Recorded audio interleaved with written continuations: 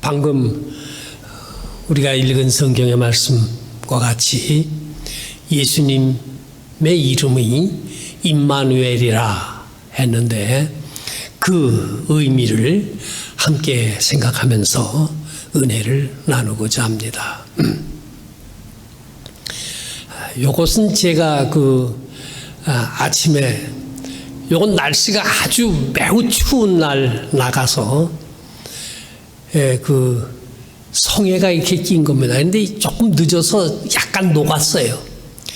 해가 뜰 때에 해가 뜨는 방향으로 해서 해가 지금 저쪽 반대편 방향에서 이렇게 빛을 비치는 건데 그 성에가 끼어 있는 모습을 찍은 겁니다.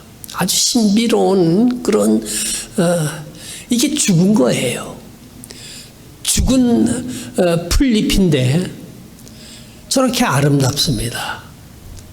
우리 인생도 이제 언젠간 죽을 것 아닙니까?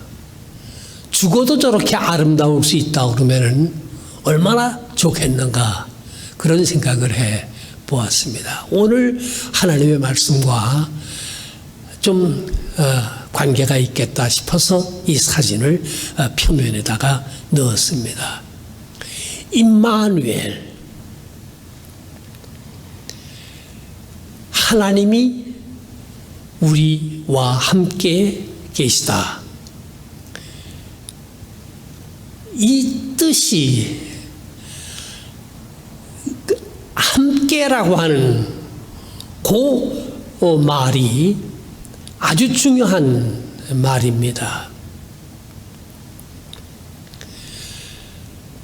하나님이 우리와 함께 계시다. 왜? 무엇 때문에? 하나님께서 우리에게 기쁨과 행복을 주시기 위함입니다. 우리가 믿는 기독교 신앙의 종국은 기쁨과 행복입니다. 우리는 절대로 슬픔과 고통과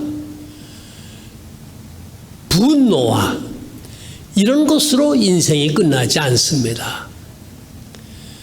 많은 지식인들이, 철학자들이 스스로 생명을 끊은 사람들이 있습니다. 그들은 최후의 순간이 오기 전에, 절망의 순간이 오기 전에 내가 스스로 내 삶을 정리하겠다고 했던 사람들입니다. 그러니까 그 사람들은 인생이 살아있을 동안에 또는 삶이 끝난 후에 거기에는 기쁨과 행복이 있다고 하는 것을 몰랐던 거예요. 방금 여러분들에게 보여드린 것과 같이 그 풀이, 그 잎사귀가 이름도 모릅니다. 그러나 그게 죽었다고요. 그러나 슬프지 않습니다. 그게 아주 절망이거나 그렇지 않습니다. 떠오르는 햇빛을 받아 아주 영롱하고 아름다운 모습을 보이고 있는 그런 것을 보면서 인간도 특별히 우리 하나님을 믿는 모든 그리스도인들의 마지막은 기쁨이요 행복입니다. 임마누엘, 하나님이 우리와 함께 계시다. 무엇 때문에 그렇게 우리와 함께 계시느냐? 우리에게 기쁨과 행복을 주시기 위해서 우리와 함께 계시는 겁니다. 어린 아기 예수가 탄생하신 것을 우리가 기다리고 또 그 예수님께서 십자가에 못 박혀 죽으셨다가 다시 부활하셨고 하늘로 승천해 올라가셨고 저리로서 산 자와 죽은 자를 심판하러 다시 오시리라 했습니다. 다시 오시는 어린 아기로 2000년에 탄생하신 그 예수님, 언젠가는 다시 오실 그 예수님, 임마누엘, 우리와 함께 계시는 그 임마누엘, 그분은 우리에게 기쁨과 행복을 주시기 위하여 오시는 분입니다. 그러니까 이 성탄절이라고 하는 게 정말 기쁨과 행복의 절기입니다. 세상 사람들은 그걸 모르고 그냥 어떤 장사 속으로 이렇게 즐거워하고 기뻐하는지 모르겠습니다만은 우리 그리스도인들에게 있어서의 이 성탄절이라고 하는 것은 임마누엘의 절기입니다. 하나님의 아들 예수 그리스도는 본체가 하나님과 같으신 분이십니다. 그러나 자기를 낮추셔서 인간 세상에 어린 아기로 오셨습니다. 성령께서 그와 함께 계셨고 우리는 삼위일체가 되시는 하나님을 믿습니다. 하나님이 우리와 함께 계시다고 하는 것은 삼위일체 하나님께서 우리와 함께 계시다 하는 것을 뜻하는 것입니다. 아까도 말씀드렸습니다마는 여기서 중요한 말이 함께라고 하는 말입니다. 우리가 살고 있는 이 세상 속에는 하나님, 예수 그리스도 이런 그 성스러운 이름을 떠나서도 인간들은 함께 살 줄을 압니다. 원초적인 함께라고 하는 것이 있습니다. 짐승들도 함께 살 줄을 압니다. 맹수들이 서로 잡아먹고 이렇게 하지만은 홍수가 나서 떠내려가는 그 나무 위에 맹수와 초식 동물 있어도 그런 홍수가 나서 이렇게 떠내려가는 그런 상황에서는 서로 잡아먹거나 이렇게 하지 않는다. 그들은 그 위험한 상황 속에서 함께 살 줄을 압니다. 그래서 자연적인 그런 욕망, 생존을 위한 함께 사는 그런 욕망이 원초적으로 인간들에게 또는 이 세상 속에 있는 겁니다. 마르코 폴로가 이탈리아에서 중국까지 실크로드를 만들었습니다. 그렇게 해서 동서양을 연결해 가지고서 그가 그렇게 했던 것이 서로 함께 살기 위함이었던 것입니다. 이렇게 인간의 삶 속에는 함께 사는 그런 그렇게 할 줄을 압니다. 이게 원초적인 거예요.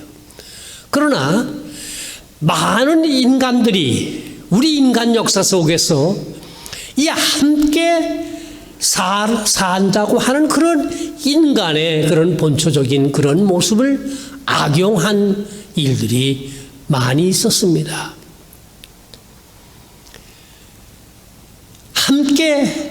왜 함께 사느냐? 이용하기 위해서 함께 산다. 이게 인간에게 정말 불행과 슬픔과 고통을 가져온 우리 인류 역사상 이런 것들이 있었습니다. 우리나라에도 이 계급제도라고 하는 것이 있어서 양반과 천민, 노비 이런 제도들이 오랜 역사 속에 있어 왔습니다. 함께 사는데 이용하기 위해서 함께 사는 것은 불행과 고통과 괴로움만 만듭니다. 우리가 지금 살고 있는 이 미국이라고 하는 이 땅 안에 노예 제도가 있었습니다.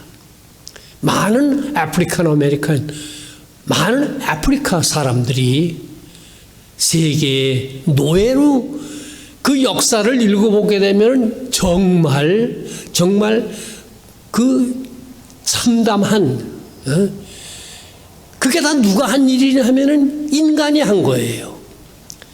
함께 살되 이용해 먹기 위해서 함께 살았던, 오늘날에는 글로벌라이제이션이라고 하는 것이 생겨가지고서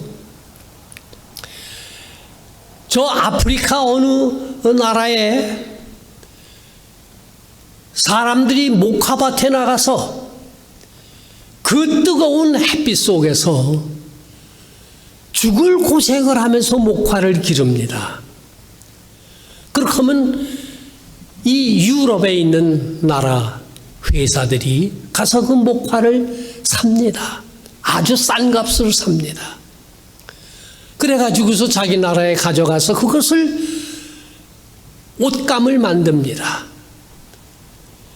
그래가지고서 그것을 다시 아프리카로 가지고 와서 팝니다. 이 아프리카 사람들은 뜨거운 태양빛 속에서 죽을 고생을 해서 목화를 길러가지고서 그것을 유럽 사람들에게 팔고 유럽 사람들이 만들어 온 그 제품을 다시 비싼 값에 그것을 사서 그것을 옷을 입습니다. 이게 이용하는 겁니다. 우리가 글로벌 시대에 살고 있고 과학과 이런 기계, 디지털 세상 뭐 이렇게 하지만은 우리가 살고 있는 세상 속에 오늘도 서로를 이용하기 위해서 함께 사는 사람들, 그들이 만들어내는 것은 고통과 죄악과 범죄입니다. 이게 지금 인간들이 함께 사는 모습입니다. 하나님께서 이 세상에 자신이 오셨습니다. 어린 아기의 모습으로 동정녀의 몸에서 태어나 이 세상에 오셨습니다. 이 하나님이 어떤 분이시냐? 하나님의 이름은 우리 인간의 말로 해서 사랑이십니다. 요한일서 1장 14절에 하나님은 사랑이시라 했습니다. 하나님께서 어린 아기의 모습으로 이 세상에 오신 것은 우리 인간 세상 속에 함께 사는 사랑의 법과 이런 것을 절대 강요하시지 않았습니다. 하나님께서는 인간을 기계로 만들질 않았어요. 기계는 허라 그러면 하고 달리라 그러면 달리고 이렇게 하지만은 하나님은 인간을 기계로 만드시지 않았어요. 인간에게 자유의지를 주셨습니다. 다만 하나님께서 하신 것은 자기 자신이 인간 세상에 어린 아기의 모습으로 오셔서 어린 아기의 모습으로 특별히 마국간 아주 천한 곳에서 탄생을 하셔서 인간과 같이 되셨고 인간의 입장이 되셨고 인간의 상황 속에 자기 자신을 두셨고 그리고 그 인간들을 함께 사는, 어떻게 해야 정말 기쁨이 있고 행복이 있는 삶을 함께 살 수 있는가 하는 것을 그분이 보여주시기 위해서 오신 겁니다. 절대로 강요하시지 않았습니다. 이래라 저래라 하시지 않았습니다. 자신이 오셔서 몸소 우리에게 어떻게 해야 기쁨과 행복이 있는 삶을 살 수가 있는가 하는 것을 보여주셨습니다. 어떻게 함께 사느냐? 사랑으로 함께 사는 것이다. 어떻게 하는 것이 사랑으로 함께 사는 것이냐? 이웃이나 동물이나 자연이나 이용할 대상으로 삼는 것이 아니요, 섬기는 대상으로 삼게 될 때에 나무 하나도 섬기는 자세로, 산을 보아도 섬기는 자세로, 이웃 사람을 보아도 섬기는 자세로, 남편을 보아도 섬기는 자세로, 아내를 보아도 섬기는 자세로, 자녀들을 보아도 섬기는 자세로, 그것이 함께 사는 것이요, 그 길만이 인간에게 행복과 기쁨을 줄 수 있다고 하는 것을 예수님께서 몸소 보여주셨습니다. 섬기며 살아가는 그곳에 하나님이 우리와 함께 계심, 하나님의 임재를 우리가 경험하면서 살아가게 되어지는 것입니다. 함께 사랑하면서 살아가는 이 길, 하나님께서 직접 이 세상에 오셔서 우리에게 보여주셨습니다. 어떻게 보여주셨습니까? 사랑을 하되, 섬기는 자세로 하되, 기다리지 아니하고 내가 먼저 사랑하고 섬기는 겁니다. 나를 섬겨달라고 하지 않으셨습니다. 그건 하나님의 법이 아니고 그것은 기쁨과 행복을 주는 길이 아닙니다. 내가 먼저 섬기고 내가 먼저 사랑할 때에만 기쁨과 행복이 있습니다. 나의 입장에서 사랑하고 섬기는 것이 아닙니다. 입장을 바꾸어서 저 사람의 입장에서, 저 나무의 입장에서, 저 산과 저 강이 어떻게 해야 참 우리에게 행복과 기쁨을 줄 수 있는가? 입장을 바꾸어 놓고 그리고서 섬기고 사랑해야 그 산이 우리에게 기쁨을 주고 그 강이 우리에게 행복을 주는 것이요, 그 사람이, 그 이웃이 나에게 행복과 기쁨을 줄 수 있습니다. 남편의 입장에 서서 아내가 생각하고, 아내의 입장에 서서 남편이 생각하고, 자녀의 입장에 서서 부모가 생각하며 사랑하며 함께 살 때에만 행복과 기쁨이 있다고 예수님께서는 우리에게 몸소 보여주셨습니다. 그렇게 살라고 명령하시지 않았습니다. 몸소 우리에게 보여주셨습니다. 그리고 그분은 항상 낮은 자세로 겸손하여, 하나님과 그 본체가 동등하시지만은 하나님과 동등히 여기심을 받기를 원하지 아니하시고 자기를 복종시켜 어린 아기의 모습으로 낮은 자세로 오셨습니다. 그래서 우리를 사랑하셨고 그리고 우리를 섬기셨습니다. 그리고 몸소 보여주심으로써 그분을 보고서 예수 그리스도가 정말로 나와 나의 가정과 나의 교회와 나의 세상과 사회에 진정한 기쁨과 행복을 주실 수 있다고 하는 것을 믿고 그분을 주님으로 모시고 그분의 말씀을 기쁨으로 받아들이고 그분을 순종하고 그분을 따라가는 그 사람들을 우리는 그리스도인이라고 부릅니다. 다른 사람에게 섬김을 받으려고 하는 사람들은 그리스도인이 아닙니다. 그 사람들은. 다른 사람이 나에게 섬겨주기를 원해서 교회를 나온다고 하면 그 사람은 그건 교인이 아닌 거예요.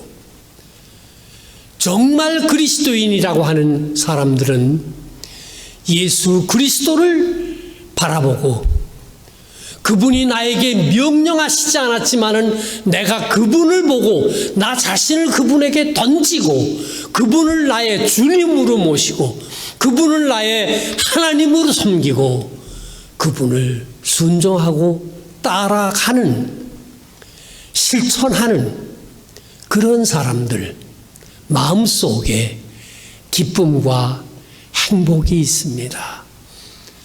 그런 교회 안에 기쁨과 행복이 있습니다. 그런 가정 안에 행복과 기쁨이 있습니다. 왜 하나님이 어린 아기의 모습으로 세상에 오셨습니까? 그는 섬기기 위해서 오셨습니다. 그리고 섬기는 사람들에게 진정한 인생의 기쁨과 행복이 있고 그 세상 속에 그 사회 속에 그 교회 안에 진정한 기쁨과 행복이 있다고 하는 것을 우리에게 보여주시기 위해 그분은 오셨습니다.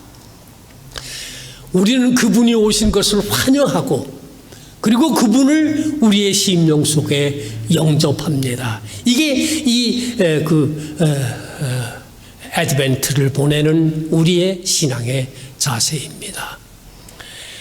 오늘 애드벤트 넷째 주일을 맞이해서 겸손하게 어린 아기의 모습으로 오시는 예수 그리스도를 우리의 심령 속에 다시 한번 영접해 드리고 그분을 주님으로 삼고 그분의 뒤를 따라 그분의 가르침 그대로 행하면서 살아 참 기쁨과 참 행복을 모두 누리는 성도 되시기를 주님의 이름으로 축원합니다. 아멘. 아멘. 잠깐 기도하시겠습니다.